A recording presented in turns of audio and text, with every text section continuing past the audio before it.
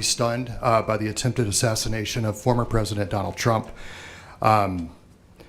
That really shook America to its core, and I think it's an opportunity for all of us to pause and reflect on the things that really matter. One thing that struck me is we know there was a loss of life, and we know heroics are measured in sacrifice. And so we offer our condolences to the family of Corey Comparator. He lost his life trying to protect his family. We also lift up our prayers for those who are affected and impacted and hurt in this tragic incident this weekend. So we just want to say our prayers go out to them. God bless them, and God bless those who keep watch over us. And we will move on to our invocation. Tonight, we have an invocation by Pastor Scott Wiley. And if you're willing and able, please rise.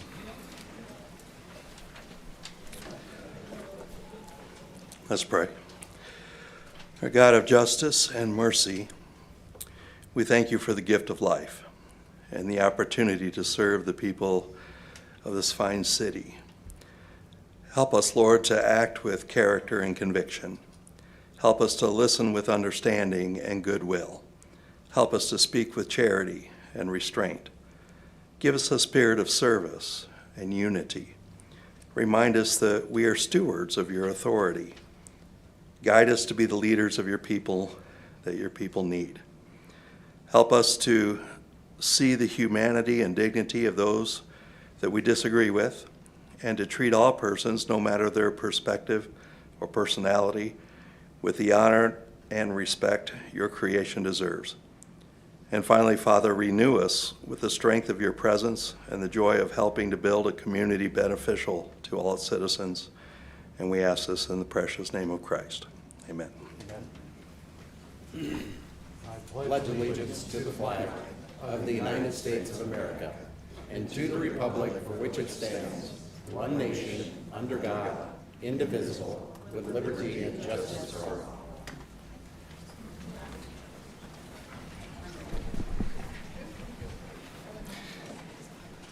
Thank you, everyone. We will not have the presentation as planned from the Journey Museum tonight. We'll do that at a different time. So we will move on to general public comment, a time for members of the public to discuss or express concerns to the council on any issue not on the agenda. Action will not be taken at the meeting on any issue not on the agenda except by placement on the agenda by unanimous vote of the council members present. And I do have a number of speaker request forms. First one will be Adrian Epp. Oh, pardon me. Before we move on to that, I missed the adoption of the agenda. Do we have a motion? Move to adopt. Motion by Stroman, second by Roberts to adopt the agenda. All in favor? Any opposed? The agenda is adopted. Now we'll move on to general public comment. Mr. Epp, you know the drill. You have 3 minutes, and you'll have 30 seconds when it starts going yellow. Floor is yours. There's a report that I highly suggest all of you read. It's called A National Investigation of the Impacts of Lane Width on Traffic Safety. I'll read you one of their key takeaways. Let's see here. Our analysis indicate that street sections with 10-foot, 11-foot, and 12-foot lanes have significantly higher numbers of non-intersection crashes than their counterparts with 9-foot lanes. In other words, in the speed class of 30 to 35 mile per hour, wider lanes not only are not safer, but exhibit a significantly higher number of crashes than 9-foot lanes. After controlling for geometric and cross-sectional street design characteristics of street sections. Most of our arterials, and I believe our collectors are as well, I'm not quite sure on the collectors, are 12-foot lanes. We have the most dangerous road widths as far as what AASHTO recommends for lane widths, because you could go wider and thus more dangerous. But our engineers rely on AASHTO for designing our roads, and yet AASHTO is saying 12-foot lane widths, which has been proven to be more dangerous than these narrower lane widths. It makes drivers more comfortable than they should be, and thus they make more mistakes, leading to more fatal crashes. In this nation, we have twice as many deaths by traffic fatality than by homicide. 40,000, approximately 40,000 people die every year because of car accidents, and approximately 20,000 die to homicide. So we really, really need to consider how we design our roads to make sure that they are much safer than they are now. Thank you. Next up, I have Ben Sherman.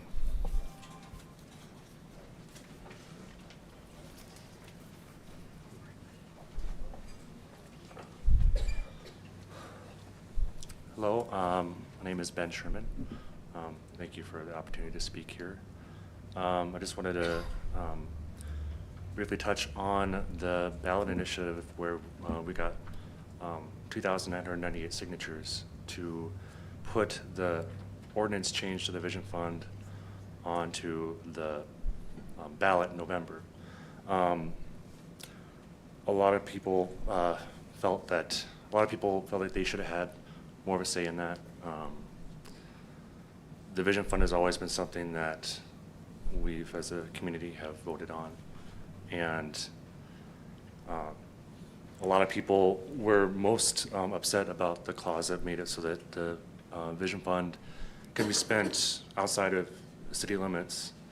Even people who don't live technically in city limits, the connotations, implications of that, how that could be used or abused in the future was concerning to citizens.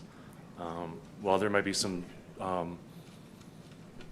workable changes in that ordinance, the people want a say, they want their voice heard, and they want to be included in the decision about this program that we have that has improved our community so much.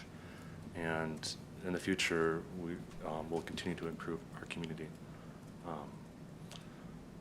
That's all I have to say for now. I'll give my time to something else. Thank you. Okay. Next up, Jamie Geed. I hope I pronounced that correctly. Okay.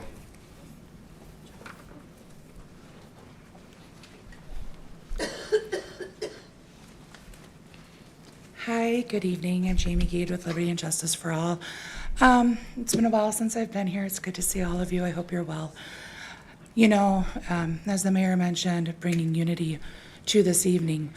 I have worked on many petition drives for the state ballots, from the Roe question to cannabis to open primaries. And I have been met with negative input from people I asked, do you want to sign this, many times. Rejection's part of that. If you're going to stand outside and say, are you a registered voter? Would you like to sign my petition? You expect negative. You expect absolutely not people being upset, people having to speak their mind. And with you asking them, you take that. You expect it, you be gracious with it, and you appreciate the feedback. I was not part of it from day 20, from the first day of the 20 days of collecting signatures. I jumped in somewhere in the middle. I've never had such an easy time collecting almost 100 signatures. That's the brass tacks real of it. Not one person said, no, I do not want to sign that. I texted people, and trust me, there are people who never return my text message. They do not want to sign what I'm circulating. Even those people who are part of the tourist industry and are fiscally conservative Republicans sign that petition. They want their vote. This has always been a matter of a vote. This has always been many public hearings, good public input. This is something that is for the community, and we elect you to represent us. That does not mean eliminate our voice. That does not mean eliminate our vote. I hope you consider rescinding, getting public input, putting something together the public can get behind, put it to a vote. That is what we ask of you, is a vote. Please honor our voice. We elected you, we want you, we appreciate you, you work hard. We acknowledge that, we are thankful for that, we are grateful for that. This has been a unifying from all sides of the spectrum politically. It doesn't matter where you fall in this, they want their vote, They expect the Vision Fund to include the community. Thank you for your time. Okay. Next, oop. Please hold your applause. Next up, Renee McFarland Hagland.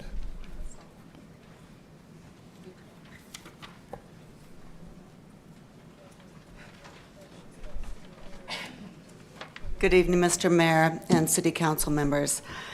My name is Renee McFarland Hageland. I'm a fourth generation McFarland. My grandfather and my great-grandfather were state senators. I am here as a voting citizen. Jamie's right. The people that reached out to me during this petition drive was unbelievable. I had people swinging by my house that I'd never met before in my life, asking if, do you have a signature for, or a sheet for me to sign? The unity, I want to thank you because you've created even more unity within our community.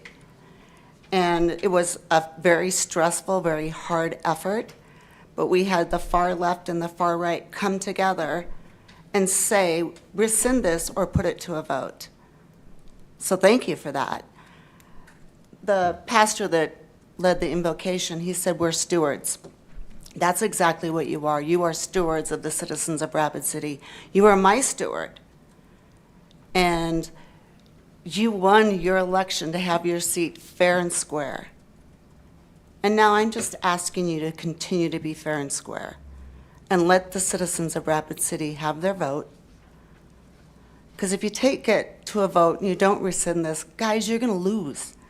And it's going to cost Rapid City, it's going to cost these people and all the rest of us time and money that we simply can't afford.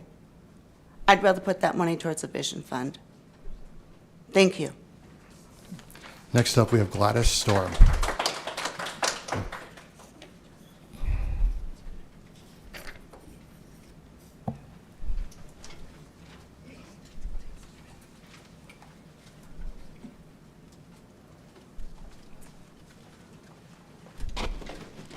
Good evening. I'm Gladys Storm, a lifelong resident and citizen of Rapid City. I've been very, very active in Rapid City, working on many committees, and the Vision Funds is one of them. In 1995, the citizens voted to authorize a half-cent sales tax, officially named the Economic Development and Civic Improvement Fund, the Vision Funds.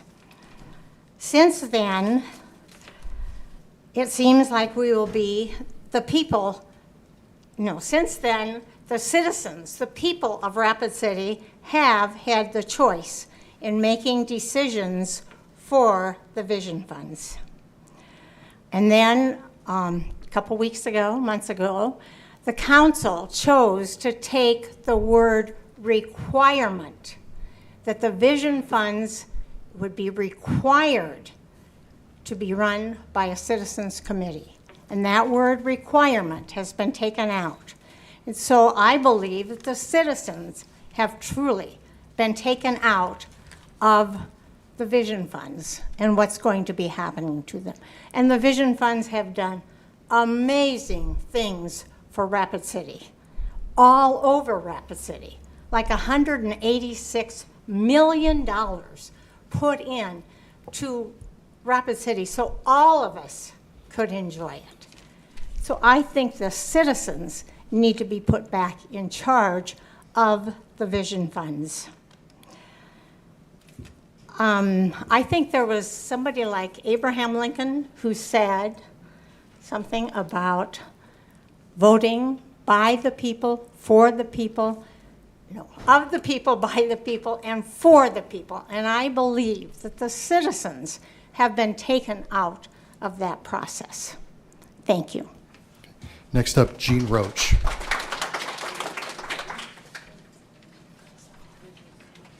Jean Roach. Good evening. I just wanted to show my support for the people here that like to continue having the voice in what's going on here in Rapid City. And I think the Vision Funds are real important to a lot of people that could maybe expand services or maybe fix the parks up on the north side, things like that that could happen. Because I don't know if you noticed it, but here in Rapid City, there's a lot of inequity. I mean, meaning that if you look at this side of town, you look at this side of town, this side needs some repairs over here. Or children deserve to have a beautiful playground. And I don't know what happened to Roosevelt Park, but that's just not even a playground there no more. That's just some of my concerns, but I think that if we had the voice to address it, people could hear about it. And the vision funds are designed to be with the people, so it should stay with them and have a voice or a vote. Thank you. And final speaker is Justin Harriman.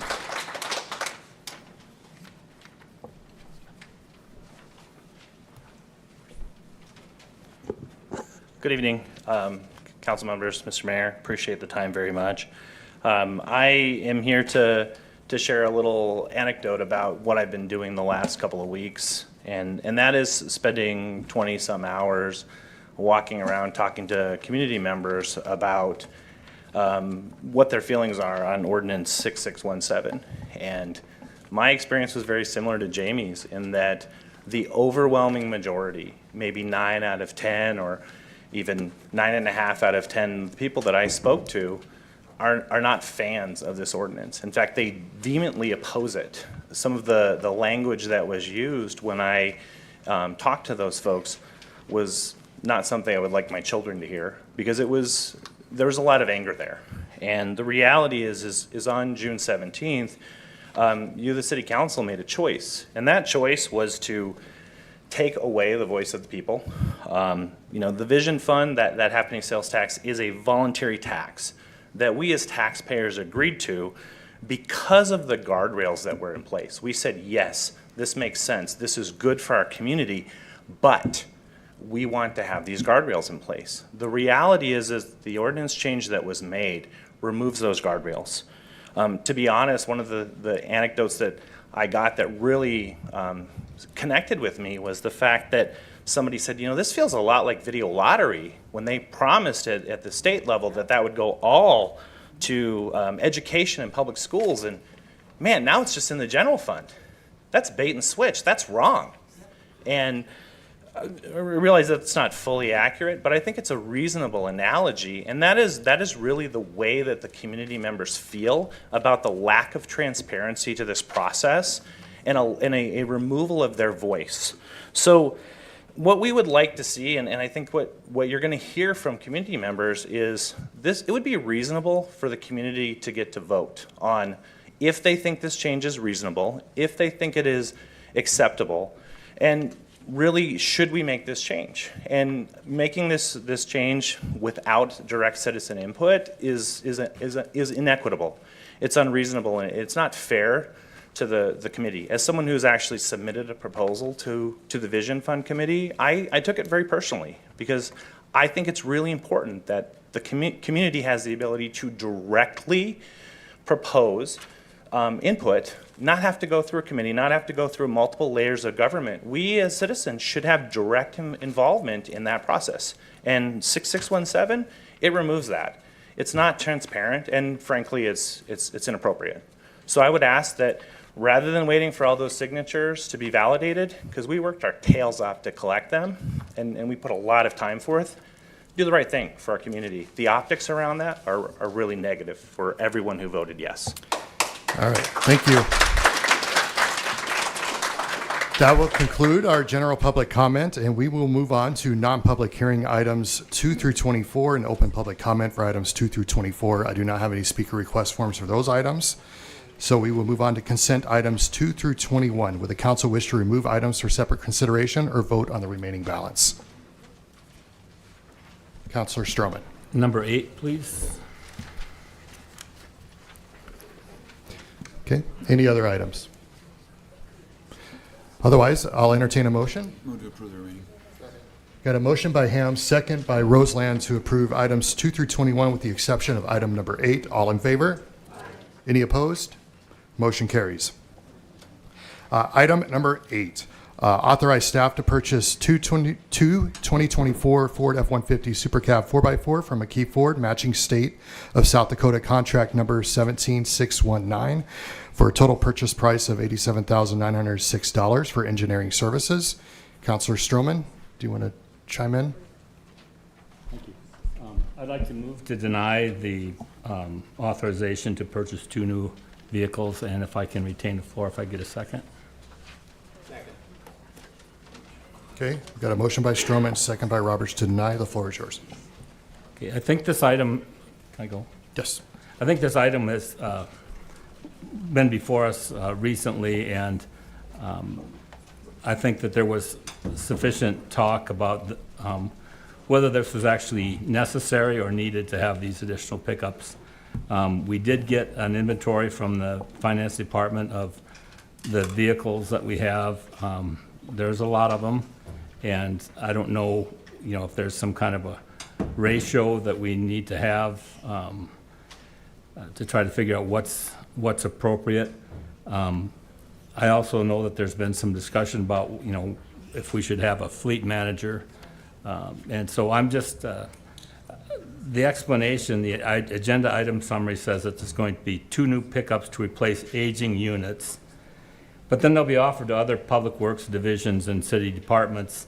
So the implication there obviously is that these are still operable and can be used for the purposes intended.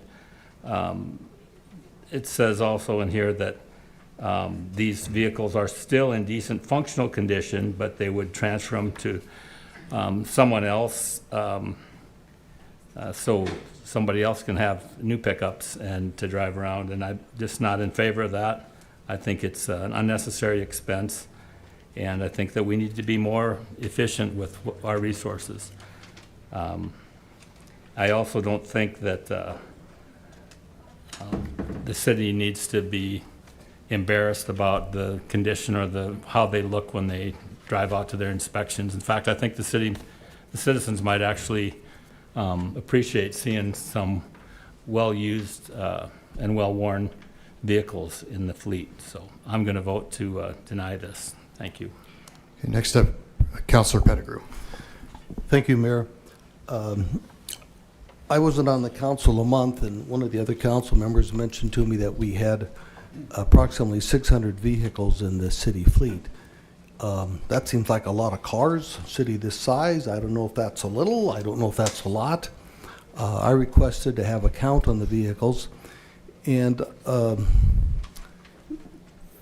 my memory serves me correct, we either have 648 or 698 vehicles, and that's just a lot of expense. I don't think it's anyone's fault. I don't think these directors are doing anything, wrong, but the process is wrong.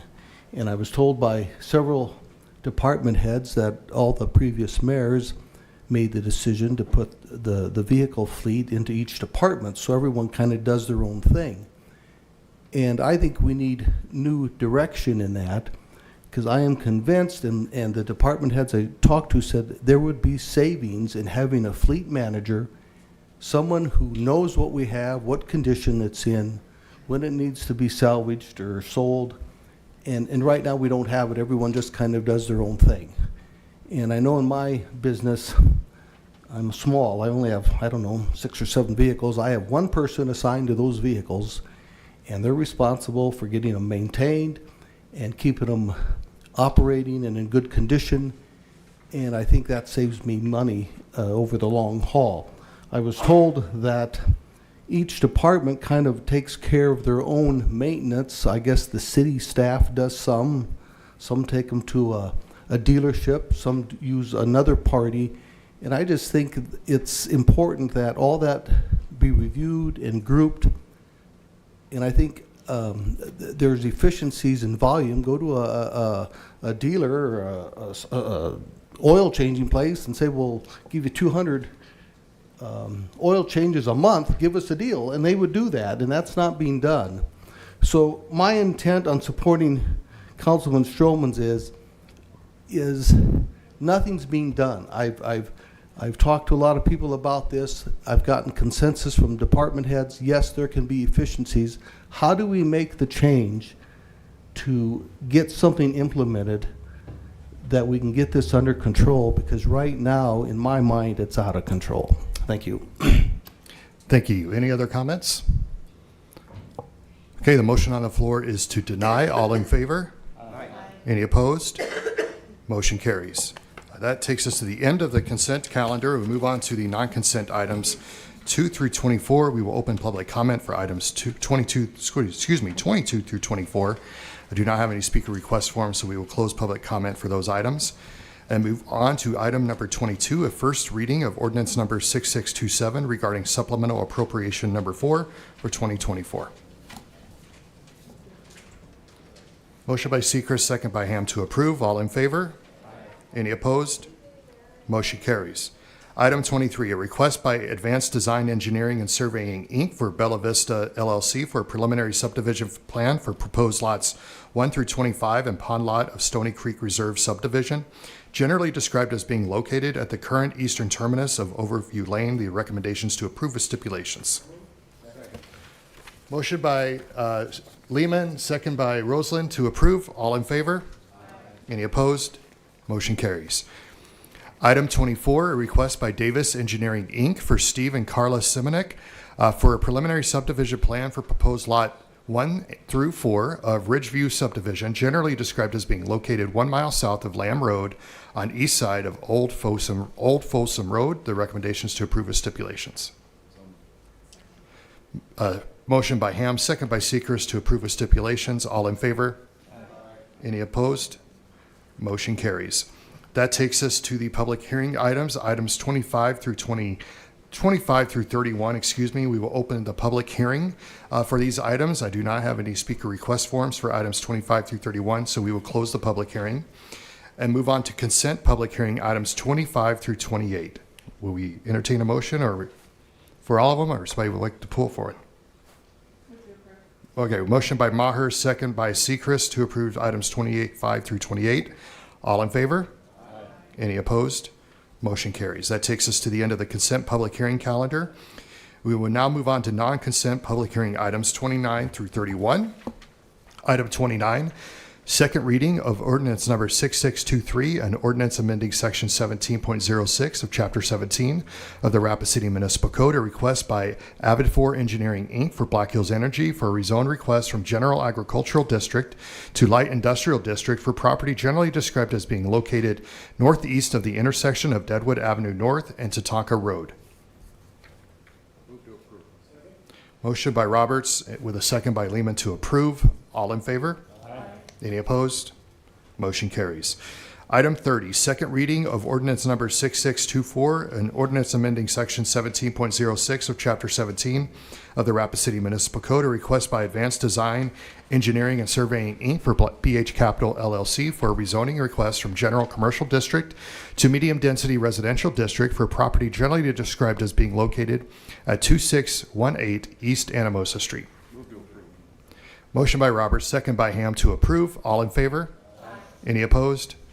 Motion carries. Item 31, approve resolution number 2024-032, a resolution to create tax increment financing district, and approve resolution number 2024-033, a resolution to adopt a project plan property generally described as being located west of East North Street and north of East Anamosa Street. Okay, we got a motion by Lehman, second by Roseland to approve, and we have Councilor Sechrist in the queue. The floor is yours.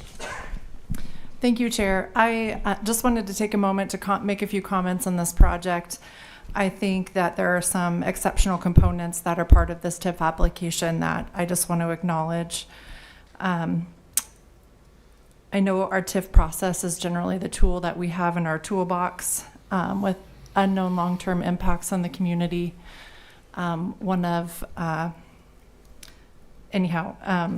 This particular project I believe to be an excellent example of a public-private partnership. It's a multifaceted finance package that includes various funding sources for a total of $78 million for the entire project, with the city coming in with 12 million and funding the TIF at a reduced rate than what could be offered at a financial institution and with our current economy. So basically, the city is filling that gap funding in order to keep the costs low and this project affordable by putting in the infrastructure and the utilities that are required for this 6-unit apartment complex. This includes designated affordable housing for 40 years, which is huge. Sometimes we see affordable housing, but for a term of 10 years, so this is unique.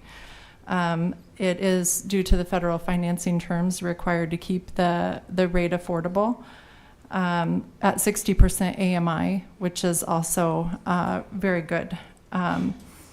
This project brings 3 and 4 bedroom apartments that is unique to Rapid City. We see a lot of apartments coming up, but typically 1 to 2 bedroom, designed for smaller families or single family households. So these are apartment options that are designated multi-generational, so you can have mom and dad and grandpa and grandma and kids all in the same household, with an additional 51 designated senior housing units, which is something that we desperately need in our community. And I just want to speak very highly of this project. I'm not in favor of all TIF applications. I think that this one is an exceptional use of the TIF process as an affordable housing tool, and we'll support this. So thank you. Well stated. Thank you very much. So the motion on the floor is to approve. All in favor? Aye. Any opposed? Motion carries. Now we will move on to the bill list, and with that, we will go to Finance Director Daniel Ainsley. Thank you very much, Mr. Mayor. The total bills for tonight are $16,155,781.35. Got a motion by Roseland to approve. Do I have a second? Got a second by Ham. All in favor? Aye. Any opposed? Y'all good with this? Any opposed? Motion carries. Just making sure. With that, I'll entertain a motion to adjourn. Move to adjourn. Motion by Stroman, second by Ham to adjourn. All in favor? Any opposed? We're adjourned. Thank you, everyone.